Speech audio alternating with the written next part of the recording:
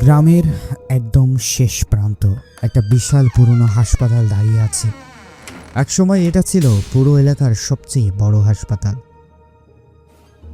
দূর দূর থেকে মানুষ এখানে চিকিৎসা করাতে আসতো। কিন্তু হঠাৎ একদিন অদ্ভুত একটা ঘটনার পর হাসপাতালটা বন্ধ হয়ে যায়। আজ প্রায় 15 বছর ধরে ভবনটা পরিত্যক্ত। দেয়ালের রং উঠে গেছে, জানালার কাচ ভেঙে গেছে, আর চারপাশে বড় বড় গাছপালা ঝোপঝাড় জন্মে গেছে। দিনের বেলায় জায়গাটা শুধু একটা পুরনো ধ্বংস হয়ে যাওয়া হাসপাতাল মনে হয়, কিন্তু গ্রামের মানুষ জানে রাত হলে এই জায়গাটা আর আগের মতো থাকে না। অনেকেই বলছে গভীর রাতে হাসপাতালের ভিতর থেকে অদ্ভুত শব্দ শোনা যায়।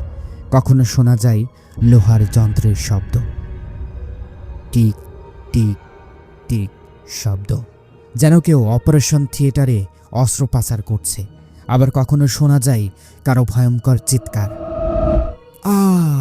আমাকে বাঁচাও।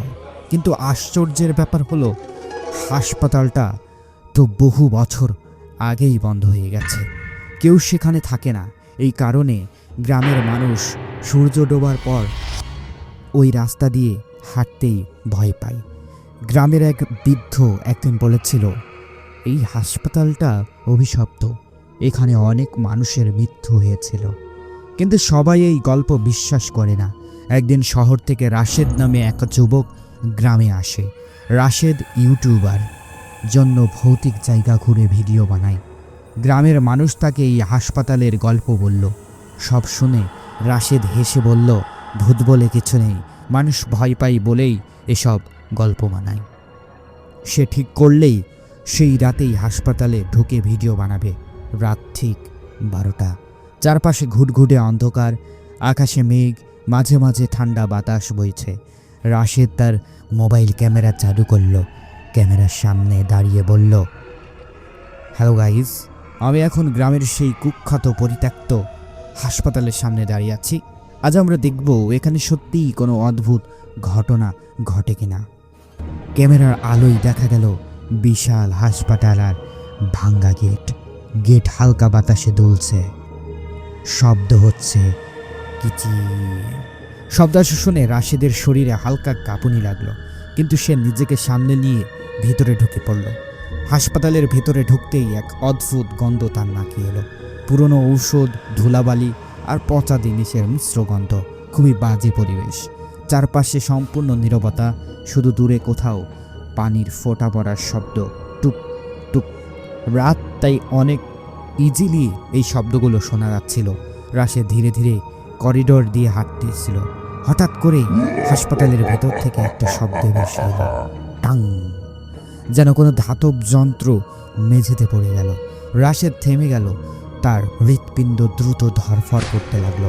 সে মোবাইলের আলোর সামনে ফেলল। করিডোরে একদম শেষ প্রান্তে একটা দরজা দেখা গেল। দরজার ওপরে লেখা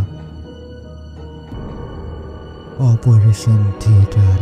ঠিক তখনই ভেতর থেকে খুব আস্তে একটা শব্দ ভেসে এলো, ডাক্তার, আমাকে বাঁচান।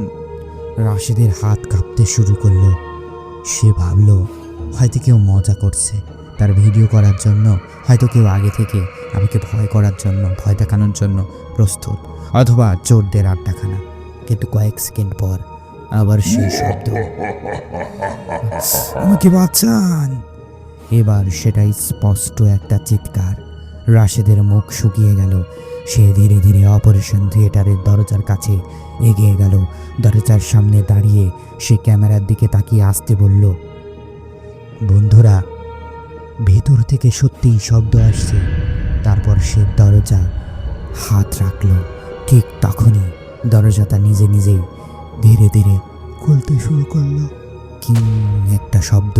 রাশেদ ভয় পেয়ে পিছিয়ে গেল, কিন্তু দরজা ভেতর থেকে হঠাৎ একটা ঠান্ডা বাতাস বের হয়ে বলল, আর সেই বাতাসের সাথে ভেসে এলো একটা ফিসফিসে স্বরে কণ্ঠস্বর, দেরি হয়ে গেছে। রাশেদের মোবাইল ক্যামেরা কাঁপতে লাগলো। সে ধীরে ধীরে দরজার ভেতরে তাকালো, আর যা দেখলো তা দেখে তার শরীর জমে গেল। অপারেশন থিয়েটার দরজার মুখটা ধীরে ধীরে খুলে গেল কিং শব্দ হয়ে। ভেতরটা একদম অন্ধকার। রাশেদ কিছুক্ষণ দরজার সামনে দাঁড়িয়ে রইল। তার বুকের ভেতর ধড়ফড় শব্দ যেন নিজেই শুনতে পাচ্ছিল। সে ধীরে ধীরে মোবাইলের আলো ভেতরে ফেলল। আলো পড়তেই দেখা গেল একটা বড় অপারেশন টেবিল। চারপাশে ছড়িয়ে ছিটিয়ে আছে পুরনো সার্জারি যন্ত্রপাতি। সব কিছুতে ধুলা জমে গেছে, যেন বহু বছর কেউ এগুলো ছুঁয়েও দেখেনি। রাশেদ ফিসফিস করে ক্যামেরার দিকে বলল, বন্ধুরা, মনে হচ্ছে অনেক বছর ধরে এখানে কেউ আসেনি। কিন্তু ঠিক তখনই টিক একটা যন্ত্র নড়ে পড়ল। রাশেদ চমকে উঠল। সে আলোটা কাছে নিয়ে গেল। একটা মরিচিকা ধরা সার্জারি কাছে ধীরে ধীরে মেঝের উপর ঘুরে থেমে গেল। রাশেদের গলা শুকিয়ে গেল। সে ভাবল হয়তো বাতাসে নড়ছে, কিন্তু হাসপাতালের ভেতর তো বাতাস ঢোকার কথা নয়, বা পথও নাই। ঠিক তখনই অপারেশন টেবিলের পাশ থেকে খুব আস্তে একটা শব্দ হলো, ডাক্তার। রাশেদের শরীর ঠান্ডা হয়ে গেল। সে ধীরে ধীরে আলোটা টেবিলের দিকে ঘোরালো। টেবিলটা একদম খালি, কিন্তু হঠাৎ তার ক্যামেরার স্ক্রিনে একটা অদ্ভুত জিনিস দেখা গেল। স্ক্রিনে মনে হচ্ছে অপারেশন টেবিলের উপর কেউ শুয়ে আছে, কিন্তু চোখের দিকে তাকালে সেখানে কেউ নেই। রাশেদের হাত কাঁপতে লাগলো। সে ধীরে ধীরে ক্যামেরার কাছে নিল। ঠিক তখনই স্ক্রিনে দেখা গেল একজন রোগী অপারেশন টেবিলে শুয়ে আছে। তার শরীরে রক্ত ভেজা, আর তার পাশে দাঁড়িয়ে আছে একজন ডাক্তার, কিন্তু ডাক্তারের মুখটা দেখা যাচ্ছে না। রাশেদ ভয় পেয়ে দ্রুত পিছিয়ে গেল। ঠিক তখনই অপারেশন থিয়েটারের দরজা ধপ করে বন্ধ হয়ে গেল। রুমের ভেতরে পুরো অন্ধকার হয়ে গেল। রাশেদ আতঙ্কিত হয়ে দরজার দিকে দৌড় দিল, কিন্তু দরজাটা যেন বাইরে থেকে কেউ আটকে রেখেছে। ঠিক তখনই তার পেছনে টেকা একটা শব্দ এলো, টিক টিক, যেন কেউ সার্জারির যন্ত্র তুলে নিচ্ছে। রাশেদ ধীরে ধীরে পিছনে তাকালো। মোবাইলের আলো জ্বালাতেই সে দেখল অপারেশন টেবিলের এখন সত্যিই একজন দাঁড়িয়ে আছে। সাদা ডাক্তারের পোশাক, কিন্তু মুখটা সম্পূর্ণ কালো অন্ধকার। তার মুখটা দেখা যাচ্ছিল না। লোকটা ধীরে ধীরে রাশেদের দিকে এগিয়ে আসছে। তার হাতে একটা ধারালো সার্জারির ছুরি, আর সে ফিসফিস করে বলল, নতুন রোগী এসেছে। রাশেদের শরীর জমে গেল। তার মোবাইল ক্যামেরার হাত থেকে পড়ে গেল। ক্যামেরার মেঝেতে পড়ে রেকর্ড করতে থাকলো। আর সেই ভিডিওটি দেখা গেল ডাক্তার ধীরে ধীরে রাশেদের দিকে এগিয়ে আসছে। ঠিক তখনই অপারেশন থিয়েটারের ভেতরে আবার সেই ভয়ঙ্কর চিৎকার শুনে গেল, বাঁচাও! আর এরপর ভিডিওটা হঠাৎ করে বন্ধ হয়ে গেল। পরের দিন সকালে গ্রামে একটা অদ্ভুত খবর ছড়িয়ে পড়ল। রাতের বেলা কেউ একজন পরিত্যক্ত হাসপাতালের ভেতরে ঢুকেছিল। সকালে কয়েকজন মানুষ সাহস করে সেখানে গেল। হাসপাতালের করিডোরে মেঝেতে একটা মোবাইল ফোন পড়েছিল। ফোনটা এখনও রেকর্ড করছিল। গ্রামের একজন লোক ফোনটা তুলে ভিডিওটা দেখতে শুরু করলো। ভিডিওতে দেখা গেল রাশেদ অপারেশন থিয়েটারের ভিতরে দাঁড়িয়ে আছে, ক্যামেরা মেঝেতে পড়ে আছে, তাই সব কিছু নিচে কোণ থেকে দেখা যাচ্ছে। ভিডিওতে ধীরে ধীরে একটা ছায়ামূর্তি এগিয়ে আসছে, যেটা ছায়া এবং অবয়ব, সাদা ডাক্তারের পোশাক, কিন্তু তার মুখটা পুরো অন্ধকার। তার হাতে একটা ধারালো সার্জারি ছুরি। সে খুব আস্তে বলছে, অপারেশন শুরু করতে হবে। ভিডিওতে দেখা গেল রাশেদ ভয় পেয়ে দেওয়ালের সাথে সরে যাচ্ছে। হঠাৎ করে অপারেশন থিয়েটারের লাইটগুলো নিজে নিজে জ্বলে উঠল। ঘরটা হালকা সবুজ আলোয় ভরে গেল। আর তখনই দেখা গেল ভয়ঙ্কর দৃশ্যটা। অপারেশন টেবিলের ওপর একজন রোগী শুয়ে আছে, কিন্তু তার চোখ খোলা, অর্থাৎ তার চোখ খোলা, আর তার মুখে জমে থাকা পুরনো রক্ত।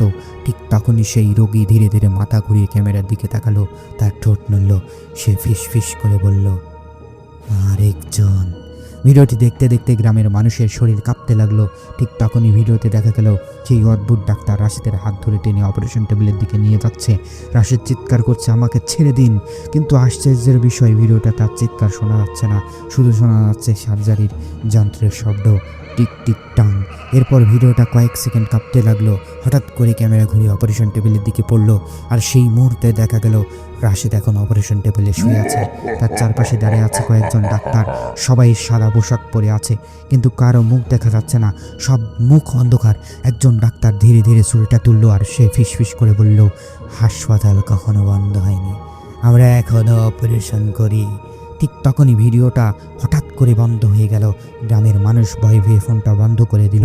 তারা দ্রুত হাসপাতাল থেকে বেরিয়ে এলো, কিন্তু বের হওয়ার সময় একজন লোক হঠাৎ থেমে গেল, কারণ হাসপাতালের ভিতর থেকে আবার সেই শব্দ ভেসে এলো, টিক টিক টিক, যেন অপারেশন আবার শুরু হয়েছে।